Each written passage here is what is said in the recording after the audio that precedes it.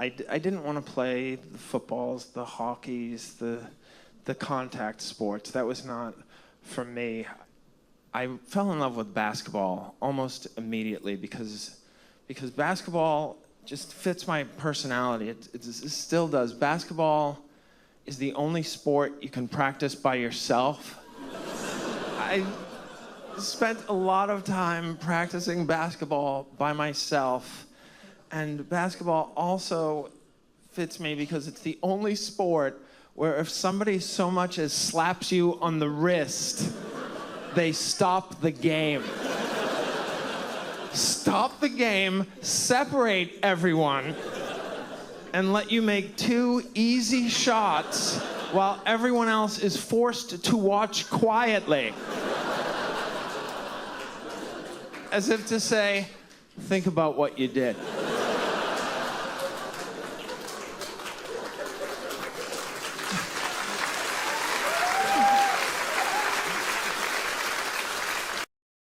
So check your glove compartment, check the owner's manual. It'll tell you to change the oil every 6,000, even 12,000 miles.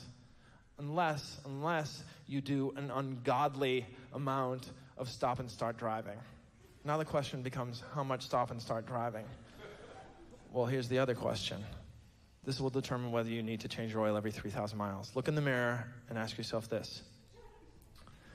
Am I the ice cream man?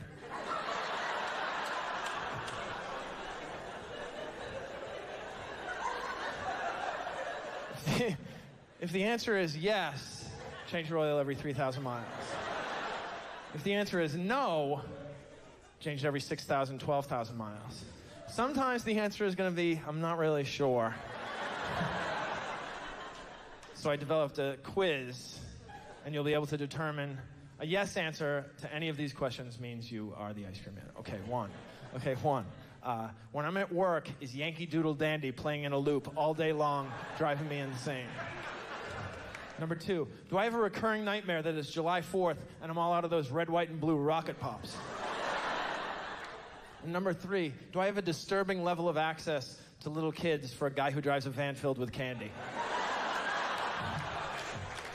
If you answered yes to any of those questions, you're the ice cream man.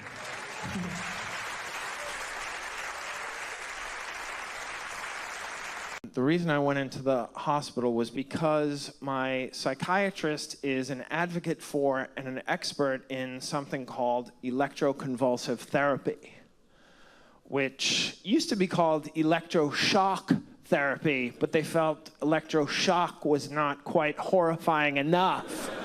They said, yes, electroshock is disturbing, but I feel like we're soft-selling the convulsions.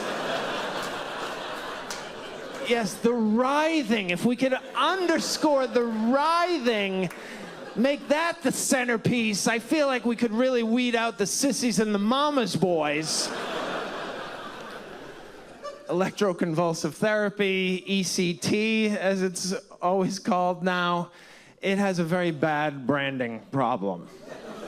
Even electroshock to electroconvulsive is at best a lateral move.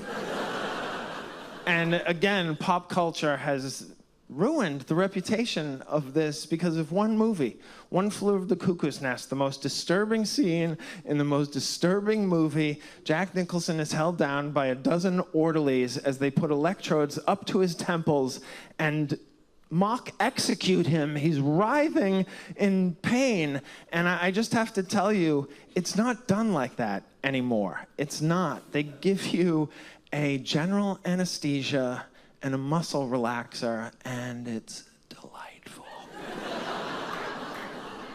The anesthesiologist would say, now Gary, count down from 10. And I never once got past N. And not the N in 9, the N in 10.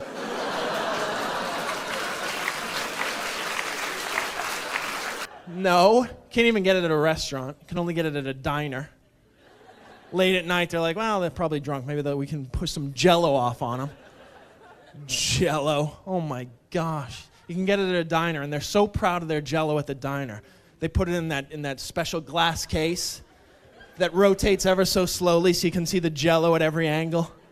So you can watch the Jell-O, call your friends over, guys, they got Jell-O. Here comes the, let's watch. Oh, here comes the Jello. Oh, Jello, yeah. Oh, Jello, but there goes the Jello. But I think it comes, oh, here it comes around and go, oh, Jello, you're such a tease. Why do you tease me, Jello? Why are you such a tease, you hideous bitch goddess? Come back to me, Jello. And then they have a door in that thing and it's locked. It's locked. You or I can't just go up there and grab some Jello. The general manager, sir, sit down. The general manager will get you your Jello.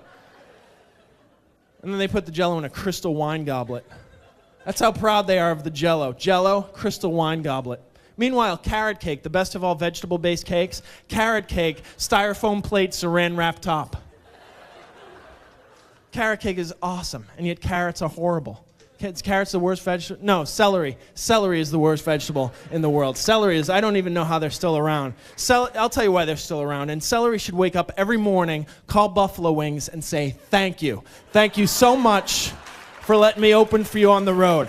I don't know what I'd do if it wasn't for you, Buffalo Wings. You're a good friend. Jello, but they put it in a crystal wine goblet. What are we going to toast with Jello? Toast with, on Jello's birthday, we're going to toast Jello with Jello. Here's to Jello, everybody. Here's to Jello, the nectar of the gods. 12 different colors that all taste the same, Jello. And then they cut it into tiny cubes of Jello. Thank God, because Jello is so hard to chew. We've all lost an elderly loved one to a Jello choking incident, of course. They were smart, though, with the fortune cookie. I will give them this.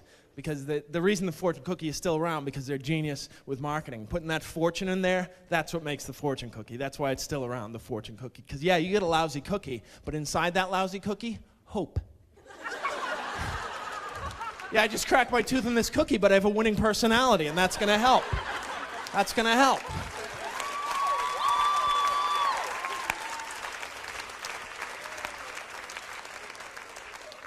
Fortune cookie, not the worst cookie. Some people tell me that the worst cookie is the Nilla wafer, and to those people I say, how dare you?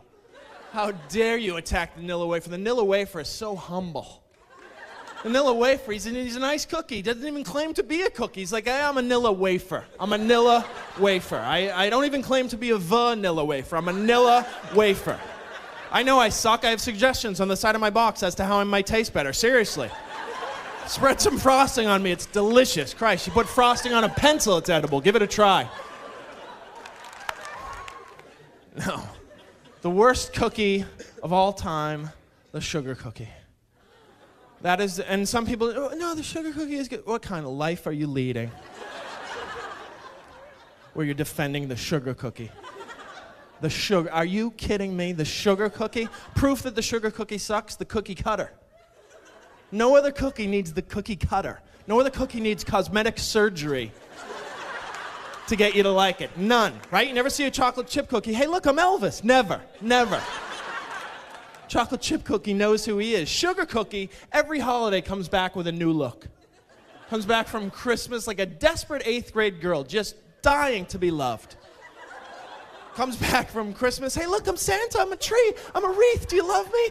It's Valentine's Day, I'm Cupid, I'm a heart, please, it's Easter, I'm an egg, I'm a little chickadee, you're Jewish, okay, I'm Adam Sandler, please, give me a chance.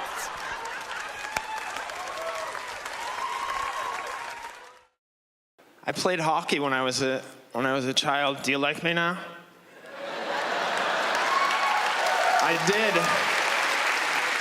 I did. I really wanted to figure skate, but then I knew myself, that I knew I would not be able to handle the scrutiny. And I realized that figure skating, as brutal as hockey is, figure skating is much more brutal, barbaric even. They make the woman finish skating after she's fallen. Lowest point in your life? Keep dancing, sweetie.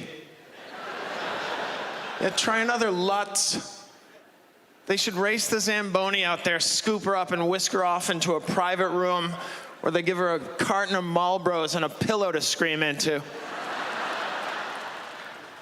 She's not gonna win. It's over. You never see a woman on the gold medal stand with slush running down her thigh. Split lip and a bloody nose. let her start to regroup. Instead, they make her finish skating, give her scores. We know the scores. And then they interview her. Don't even give her time to recombobulate. She's apologetic. I'm sorry I'm late. I was just digging out from under an avalanche of broken dreams. Hi, Mom. Hi.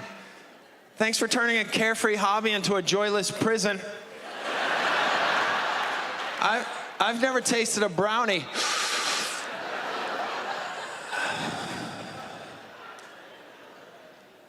Christina, why do you think you fell? Maybe because it was so slippery? Yeah, it was like a sheet of ice out there. They ought to do something about that. Maybe throw down some rock salt. What's next for you, Christina? What's next? I'm gonna see if I can trade in this bronze medal for my childhood. My goodness, I love Netflix. Although it does cause me a great deal of anxiety because I feel like I should always be watching movies. Because the more movies you watch, the less it costs per movie. There's like that buffet mentality. You know how when you go to a buffet, you figure out how much it costs, and you're like, all right, I'm not losing to the buffet this time. I'm gonna beat the buffet.